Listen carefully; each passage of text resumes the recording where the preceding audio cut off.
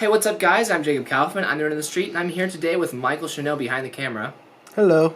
And we are unboxing, I didn't even look at what this was called, an ASUS graphics card. It is the GeForce GTX 660.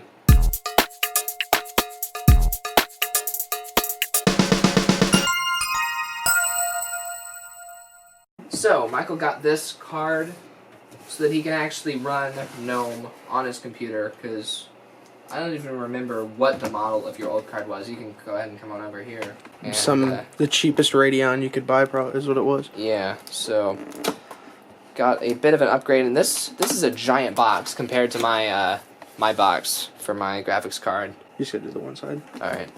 There's a box within it. So can slide that out there.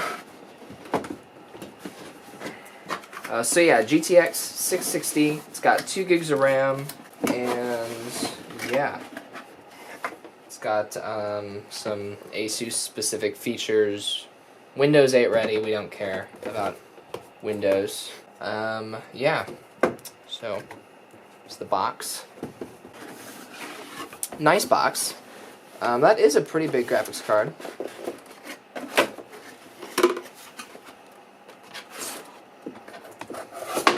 Alright. An interesting box design here. Have you taken this out of the box already? Not that far. Alright. So after you flip sides of the box up, then card comes out like this. Okay. And now I realize we probably should have unboxed the motherboard first. But it's okay, because you can see we have a nice little cover over the PCI Express 3.0 slot, so don't have to worry about damaging it while you're handling it. That is a pretty big card. That's probably as big as the Radeon card that's in my Mac Pro. Just want to see if this is big. Oh yeah, that's bigger than my GTX 650 Ti for sure. Although most of this is the cooling system, because the chip is not way too big. But yeah, will stay very cool.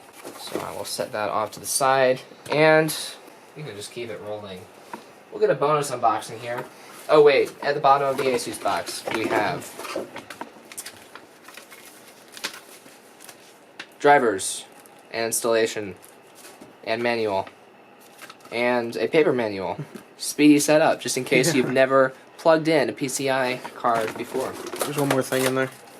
One more thing. Ah, thought it was empty. Here we have your good old DVI to VGA adapter. Because, you know, a lot of people, including myself, still use VGA monitors, so it's handy to have VGA ports on your graphics card even when they were recently made.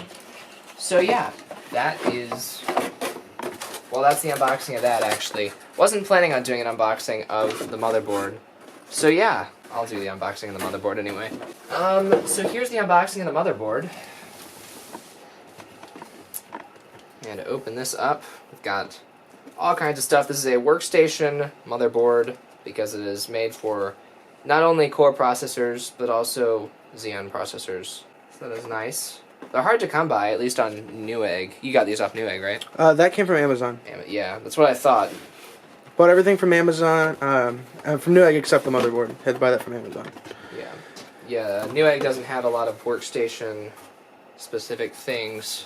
They've got server stuff and desktop stuff. But yeah, this is an actual workstation. So we got lots of cables here. Don't think you'll run out of those anytime soon.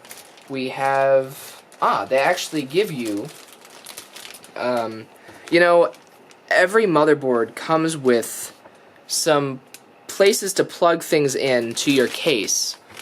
And a lot of cases don't have the functionality that your motherboard needs. So your motherboard could have USB 3.0 ports on it, but your case might not have any USB 3.0 stuff on it. So this motherboard actually comes with a PCI bracket that you can plug in, and it will give you, even if you don't have a case with this computer at all, it will give you an additional 2 USB ports and a FireWire 800. Is that what that is? I think that's. There's a I think that's DisplayPort, 400. Thunderbolt. Firewire 400 actually. Yeah, FireWire. That doesn't make any sense. It's one of the Firewires, I think. Oh yeah, I think it is 400. I think you're right on that. But yeah, that's interesting because you know the motherboards always come with ports on the back of them, but they don't normally come with PCI slots. You know, PCI brackets. So. Hey, well, when you spend $250 on a motherboard, they might be Yeah. a little willing to help you. Yeah. What is this? ASUS? Yeah. I was looking at an ASUS motherboard for my computer, so. Good to know. So here we have two SATA cables, data cables. One of them is at a 90-degree angle, the other is not. And we have some power adapters. Looks like that would be for a graphics card maybe? Or just for SATA. You know, I think that's just for SATA power cables. And we've got yet another PCI bracket. So even if you don't use any of this, you won't have all the blank empty PCI slots on your case. You'll be using them with this stuff. So that is a serial port of some kind. Not sure what. But yeah. Might as well put them all in because they give them to you. Just in case you ever figure out what it is. I think that's a DB9. What's that do? It's RS-232. Yeah, what's it do? It's a serial. It's a very old serial protocol. It's still used by some things, but it's not very common anymore. Yeah. So here we have, not sure what those are. Maybe a couple more SATA? Although they're black rather than red. So that's interesting. They give you a lot of freaking cables. What are these? Do they just give you SATA cables of every color? I think those are more SATA cables, yeah. This is a ton of SATA cables, and this is a workstation-class motherboard, like I said. So if you need 12 hard drives in your workstation, this would be a good motherboard to get. Once again, it is the P8CWS, and I said once again, even though we didn't say it in the first place. Here's your drivers and installation for that. The only thing I've ever needed these for was in Windows 7 and below. My motherboard did not have networking capability. I had to go on my phone, download the network driver for my motherboard, and install it. Windows 8 has it included, or it gets it automatically. I guess it hasn't included because it couldn't get it automatically if it wasn't connected to the internet. But yeah, you might need your CD-ROM if you have an Ethernet port on your motherboard that's not supported in whatever operating system you're on already. But probably not. But we'll hang on to them anyway. Here we have... Do you know what this is? No. I think that's...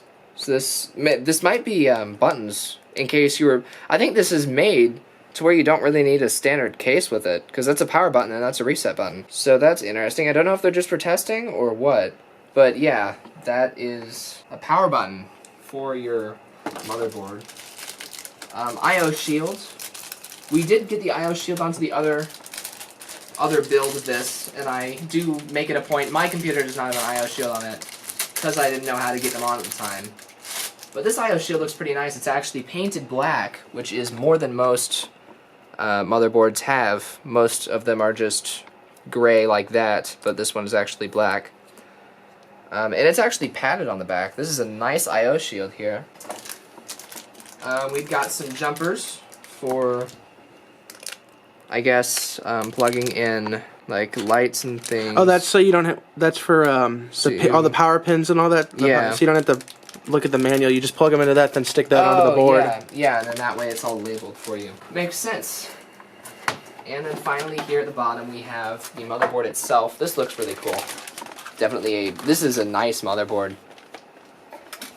I certainly envy some of Michael's equipment sometimes. But he'll be doing some editing with this, hopefully. So yeah, this is the board. And you can tell it's nice because it's got really nice colors. It's actually got Intel logos on some of the ports there. It's got 2 gigabit LAN ports in it. It's got PS2. It's got 6 USB 2.0, 2 USB 3.0, plus the other 2 USB 2.0 in that PCI slot. Yeah, audio and everything, obviously. So that is very, very nice. It's got a PCI Express 3.0 slot. My computer doesn't even have one of those, although my upgrade will. Got some PCI Express 2.0s, a 1X slot for, you know, cards that don't require as much bandwidth, and a regular old PCI slot there. So, there's our chipset under that sink, and our processor port. And we're not going to record putting the processor in this, because you all know how to do that already. But yeah, you can see there's our 6 SATA things. 4 of them are 3.0. Or, yeah, it's SATA 3, which is 6 gigabytes per second. So yeah, that is a very nice motherboard. Once again, the P8CWS from ASUS. So yeah, there's your bonus unboxing. I'm Jacob Kaufman. I'm Michael Chanel. Yeah, and we'll see you guys later. Bye.